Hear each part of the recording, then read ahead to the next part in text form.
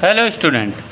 तो चलिए आज की इस वीडियो में क्लास 11th मैथ की एक्सरसाइज 1F का क्वेश्चन नंबर 9 देखते हैं। ध्यान से सुनिए। हमसे कह रहा है एक परीक्षा में प्रश्न 8 को 67 परीक्षार्थियों ने हल किया था, प्रश्न 9 को 46 ने और प्रश्न 10 को 40 ने। 28 परीक्षार्थियों ने प्रश्न 8 और 9 दोनों हल किए थे। 8 ने प्रश्न 9 और 10 दोनों और 26 ने प्रश्न 8 और 10 दोनों और 2 परीक्षार्थियों ने तीनों प्रश्नों को हल किया था।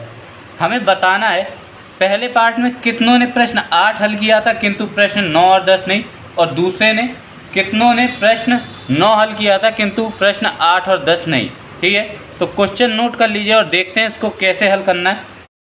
तो देखिए क्वेश्चन नंबर 9 को कैसे हम हल करेंगे वो देखिए। हमें 3 प्रश्नों की बात हो रही है। तो प्रश्न 8 को जिन विद्यार्थियों ने हल किया उन्हें हम समुच्चय ए मान लेते हैं। प्रश्न 9 को जिन विद्यार्थियों ने हल किया उन्हें हम समुच्चय बी मान लेते हैं। और प्रश्न 10 को जिन विद्यार्थियों ने हल किया उन्हें हम समुच्चय सी मान लेते हैं। ठीक है, अब देखिए इस क्वेश्चन में हमसे क्या कह रहा है, 8 को 67 विद्यार्थियों ने हल किया तो एन ए बराबर 67, 9 को 46 ने तो एन बी बराबर 46। इसके बाद कह रहा है कि 10 को 40 विद्यार्थियों ने तो एन सी बराबर 40। इसके बाद 28 ने प्रश्न 8 और 9 को यानी ए इंटरसेक्शन बी बराबर 28। इसके बाद कह रहा है कि 8 ने 9 और 10 को यानी कि बी इंटरसेक्शन सी बराबर कितना हुआ, सॉरी ये 28 है और ये हमारा 8। ठीक है, इसके बाद हमसे कह रहा है कि 26 ने 8 और 10 दोनों को हल किया तो एन ए इंटरसेक्शन सी हमारा कितना हो गया 26। ठीक है, अब इसके बाद कह रहा है 2 ने तीनों प्रश्न हल किए यानी कि n A intersection B intersection C ये हमारे कितने हो गए 2। ठीक है, अब देखिए गौर से 3 समुच्चय हैं तो इसको हम वेन आरेख की मदद से हल करेंगे। ठीक है, अब यहाँ पर कुछ गलत है जो मैं अभी आपको सुधरवाऊँगा और मैंने गलत इसलिए लिखा ताकि आपको ठीक से समझा सकूँ। ठीक है, तो ध्यान दीजिएगा वरना आपके मन में डाउट होता कि ये आया कैसे। ठीक है, तो अब देखिए यहाँ पर गलत क्या है वो मैं आपको बता दूँ। यहाँ पर 28 ना आकर हमारा 26 आएगा, एन ए इंटरसेक्शन बी हमारा 26 होगा, बी इंटरसेक्शन सी हमारा 6 होगा और ए इंटरसेक्शन सी हमारा 24 होगा। ठीक है, अब ये क्यों हुआ वो देखिए, ये तो हमारे गलत थे, सही हमारे ये हैं। ठीक है, अब ये कैसे हुआ देखिए, हमारे पास ए का मान 67 है, बी का मान 46 है, सी का मान 40 है और A intersection B intersection C यानी कॉमन मान ये हमारे पास 2 है। ये तीनों का कॉमन पार्ट हमारे पास 2 है। तो अब देखिए ए इंटरसेक्शन बी में 2 भाग तो निकल गया तो 28 में से जब 2 चलेगा तो हमारे कितना बचा 26। ठीक है, ऐसे ही बी इंटरसेक्शन सी में 8 है लेकिन 2 चला गया बचा कितना 6। ऐसे ही ए इंटरसेक्शन सी में 26 है 2 चला गया बचा 24। यही चीज़ थी जो मुझे आपको वेन आरेख की मदद से समझानी थी, इसीलिए मैंने यहाँ पर रॉन्ग लिखा था। ठीक है, तो आई होप आपको ये चीज़ समझ में आ गई होगी। इनको आप कट कर दीजिए, सही वैल्यू को लिखिए, इनको हटा दीजिए और ये 26, 6 और 24 आए कैसे ये मैंने आपको बता दिया। ठीक है, बस इतनी चीज़ आपको ध्यान में रखनी है कि इंटरसेक्शन के मान क्या है। अब आपका सवाल बहुत ईजीली हल होगा। देखिए पहले में हमसे कह रहा है कि कितनों ने प्रश्न 8 हल किया है किंतु प्रश्न 9 और 10 नहीं। तो हमें निकालना क्या है, हमें इसमें निकालना है केवल प्रश्न 8 हल करने वाले विद्यार्थी हमें ज्ञात करने। ठीक है, हमें केवल प्रश्न 8 को हल करने वाले ज्ञात करने। तो देखिए चूँकि एन ए का जो मान है 67, इसमें से अगर हम 26 को -24 को और 2 को घटा दें तो हमारा आ जाएगा। ठीक है आंसर। अब क्यों किया मैंने ऐसा ये मैं आपको भी बताता हूँ। पहले मैं इसको थोड़ा अच्छे से लिख देता हूँ। ठीक है, इस तरह से आपको इसको हल करना है। अब देखिए ये आया कैसे। देखिए NA बराबर 67। 67 हमारे कौन से विद्यार्थी हैं? 67 हमारे वो विद्यार्थी हैं जिन्होंने प्रश्न 8 को हल किया है, जिसमें केवल प्रश्न 8 हल करने वाले भी सम्मिलित हैं। वो भी सम्मिलित हैं जिन्होंने 8 और 9 को हल किया। वो भी सम्मिलित हैं जिन्होंने 8 और 10 को हल किया। और वो भी सम्मिलित हैं जिन्होंने 8, 9, 10 हल किया। क्यों? क्योंकि प्रश्न 8 तो इन सभी ने हल किया, तो NA में ये सब मिले हुए हैं। हमें ज्ञात करना है केवल प्रश्न 8 किन्होंने हल किया। तो NA में से NA intersection B, A intersection C और A intersection B intersection C तीनों को हमने घटा दिया। तो अब देखिए 67 माइनस, इनको जोड़ दीजिए, 6, 4, 10 और 2 12, 2 और 1 3, 2 5। ठीक है, 67 में से 52 को घटा दिए, 7 में से 2 गया 5, 6 में से 5 गया 1, 15। तो 15 हमारा इस क्वेश्चन का आंसर हो जाएगा। ठीक है, इसी तरह अगला देखिए। अब देखिए सेकंड पार्ट में हमसे इन्होंने क्या कहा, हमसे कह रहे हैं कि कितनों ने प्रश्न 9 हल किया था किंतु प्रश्न 8 और 10 नहीं। तो इस बार हमें निकालना है, क्या निकालना है? देखिए इस बार हमें ज्ञात करना है केवल प्रश्न 9 जिन्होंने हल किया उन्हें हमें ज्ञात करना है। ठीक है, तो अब ये कैसे निकलेगा? इस बार हम क्या है, देखिए इस बार हम पहले तो NB ले लेंगे। चलिए इस बार मैं लिख देता हूँ, NB में से हम A intersection B minus B intersection C और minus A intersection B intersection C, इन तीनों को घटा देंगे। अब क्यों घटाएंगे तो देखिए वो भी आपको समझ में तो आ गया होगा। क्यों? NB में हमारे वो हैं जिन्होंने केवल प्रश्न 9 को हल किया, और वो भी हैं जिन्होंने 9 और 10 को हल किया। 9 और 10 को हल किया, वो भी सम्मिलित हैं जिन्होंने 8 और 9 हल किए, और वो भी सम्मिलित हैं जिन्होंने 8, 9, 10 तीनों हल किए। क्यों? क्योंकि इन सभी ने प्रश्न 9 को हल किया है। तो NB में से जब हम इन सभी को घटा देंगे तो हमें हमारा आंसर मिल जाएगा। तो देखिए NB का मान है 46 माइनस इसका A इंटरसेक्शन B का मान हमारे पास है 26 माइनस B इंटरसेक्शन C का मान है 6 माइनस इसका A intersection B intersection C का मान है 2।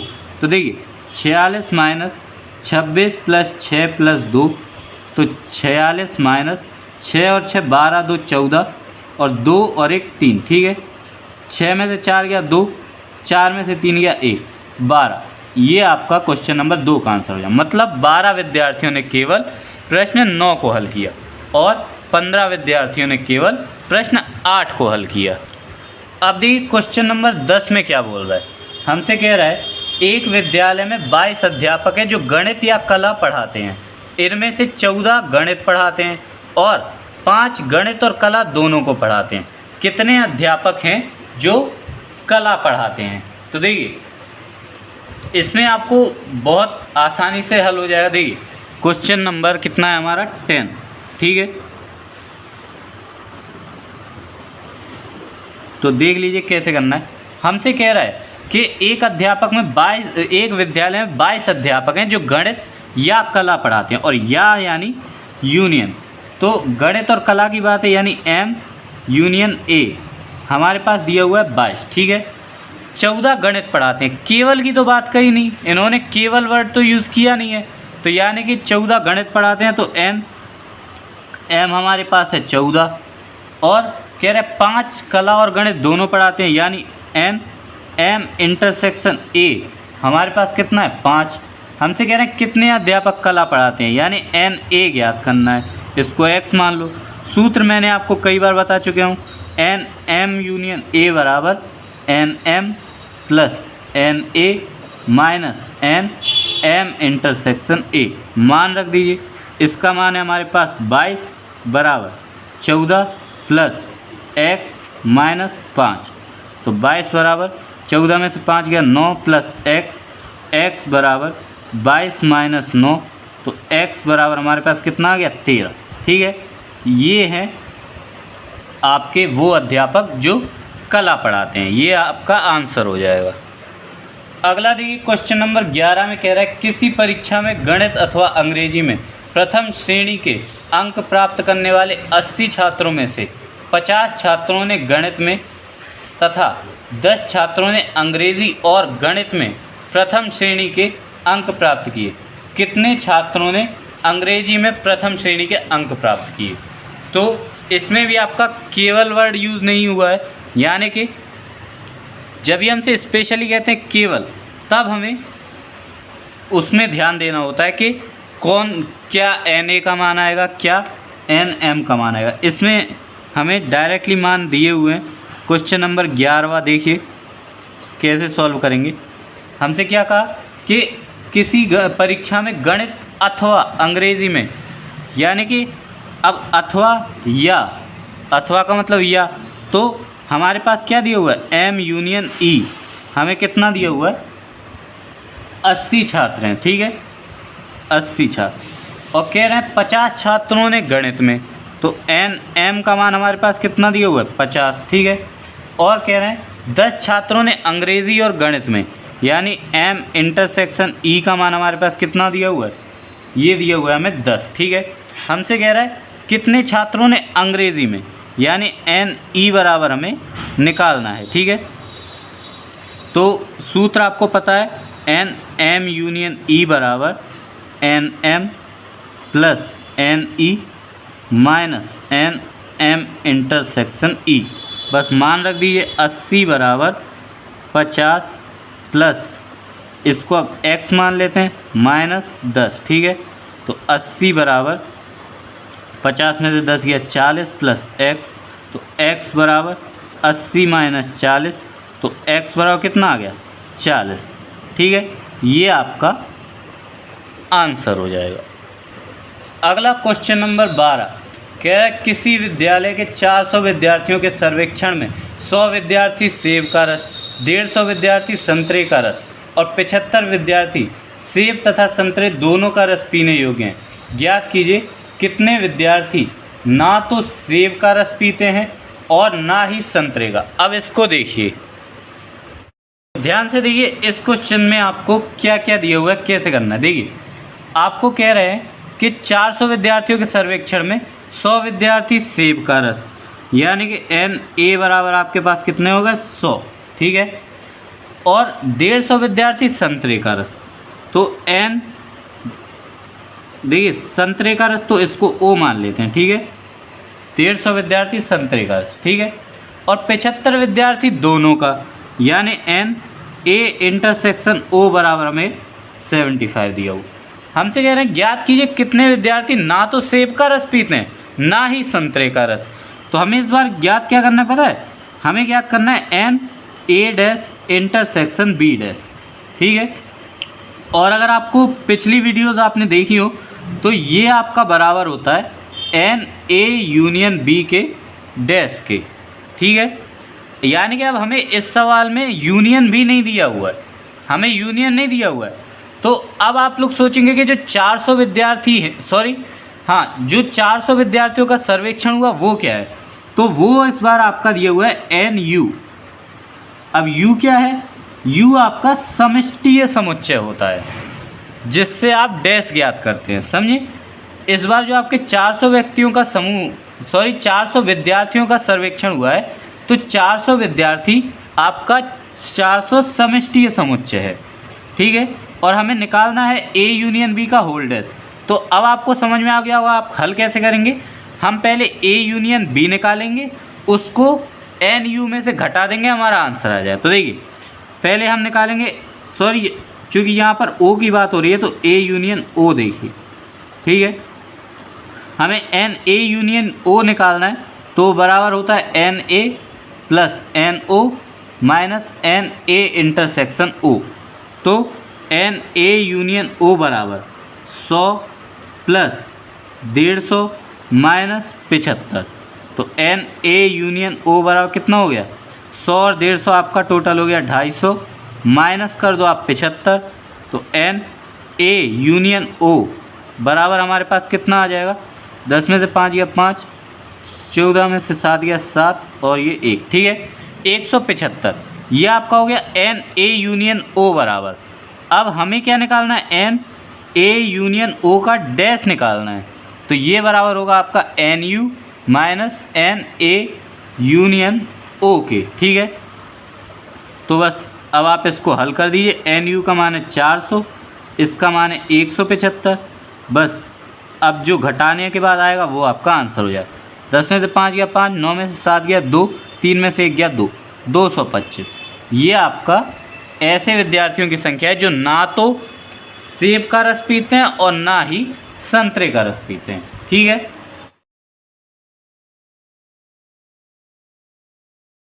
अगला देखिए 13 में हमसे कह रहा है 400 व्यक्तियों के समूह में 250 हिंदी तथा 200 अंग्रेजी बोल सकते हैं। कितने व्यक्ति हिंदी तथा अंग्रेजी दोनों बोल सकते हैं? बहुत सिंपल है, ऐसे सवाल आप पहले कई बार हल कर चुके हैं। क्वेश्चन नंबर आपका दिया हुआ है 13। तो देखिए सिंपल है, इसमें हमें एन ए बराबर दिया हुआ है 250, ठीक है। एन बी बराबर हमें दिया हुआ है कितना, 200, और कह रहे हैं कि 400 व्यक्तियों के समूह में, ठीक है। यानी कि ये इस बार हमें एन ए यूनियन बी बराबर कितना दिया हुआ है, 400, ठीक है। मैंने आपको कहा है आप समुच्चय कुछ भी मान सकते हैं, चाहे ए बी, चाहे एक्स वाई, चाहे एम एन, या जो भी आप मानना चाहें। वो तो मैं आपको इसलिए उनके वर्ड से समझाता हूँ ताकि आपको क्लियरली समझ में आ जाए। इसमें देखिए मैंने कुछ नहीं माना है, मैंने ए बी मान लिया, ठीक है।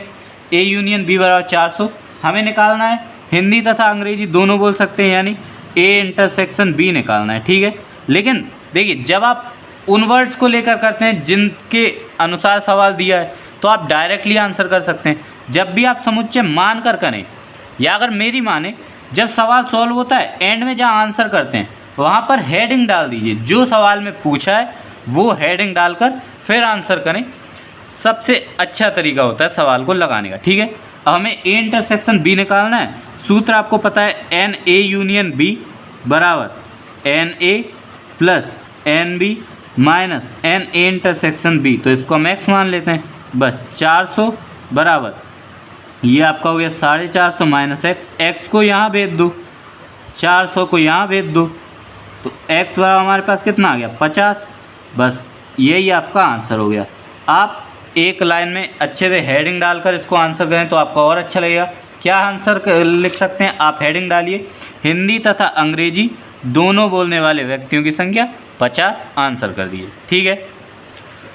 अगला देखिए 70 व्यक्तियों के समूह में 37 कॉफ़ी 52 चाय पसंद करते हैं और प्रत्येक व्यक्ति दोनों में से कम एक पेय पसंद करता है, तो कितने व्यक्ति कॉफ़ी और चाय दोनों पसंद करते हैं? तो देखिए क्वेश्चन नंबर 14 में आपको क्या करना है, सेम ऐसे यही सवाल है। देखिए हमसे कह रहा है 37 कॉफ़ी, तो एन सी बराबर मान लेते हैं हमें कितना, 37 कॉफ़ी, ठीक है। और कह रहा है कि 52 चाय, तो एन टी बराबर हमारा कितना हो गया, 52। अब कह रहा है कि दोनों में से कम एक पेय पसंद करता है, यानी 70 या तो चाय पसंद करेंगे या कॉफ़ी। तो यानी कि अब हमें एन सी यूनियन टी का मान कितना दिया हुआ है, 70, ठीक है। कह रहे हैं कितने व्यक्ति कॉफ़ी और चाय दोनों पसंद करते हैं, सी इंटरसेक्शन टी आपको ज्ञात करना है, एक्स मान लो। सूत्र आपको पता है, एन सी यूनियन टी बराबर n C plus n T minus n C intersection T.